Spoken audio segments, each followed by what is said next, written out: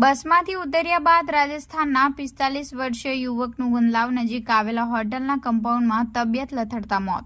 Gundlav national highway નજીક આવેલ એક હોટલના કમ્પાઉન્ડમાં રાજસ્થાનના યુવકના મોતની ઘટનાની મળતી માહિતી અનુસાર રાજસ્થાનના એક ખાનગી ટ્રાવેલ્સની બસ મુંબઈના ઘાટકોપરથી મુસાફરો ભરી રાજસ્થાન જવા માટે રવાના થઈ હતી. જે દરમિયાન મુંબઈના વિરારથી 45 વર્ષીય નરસિંહ ભવરસિંહ રાજપૂતને તેમના ભાઈએ રાજસ્થાન મોકલવા માટે બસમાં બેસાડ્યા હતા અને ચાલક તથા ક્લીનરને તેમની તબિયત ખરાબ હોવાનું પણ જણાવ્યું હતું અને ત્યારબાદ નરસિંહ રાજપૂત બસમાં બેસી રાજસ્થાનના રામાઉસાન જવા રવાના થયો હતો. જે દરમિયાન વલસાડ ગુંદલાવ ઓવરબ્રિજ પસાર કરી નંદાવલા સર્વિસ રોડ ઉપર આવેલ સાંઈચરણ હોટલ પર ચા નાસ્તો કરવા માટે બસ ઊભી રાખી હતી.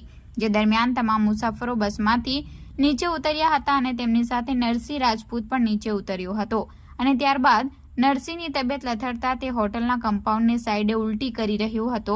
જે દરમિયાન જ એકાએક સ્થળ ઉપર તેનું મોત નીપજ્યું હતું અને જમીન પર તેમની પડેલી હાલતમાં જોઈ અન્ય મુસાફરોએ ચાલક તથા ક્લીનરને ઘટનાની જાણ કરી હતી અને ત્યારબાદ હોટલના સંચાલક સહિત અન્ય લોકો ઘટના સ્થળે દોડી આવ્યા બાદ ઘટનાની જાણ વલસાડ રૂરલ પોલીસને કરાઈ હતી.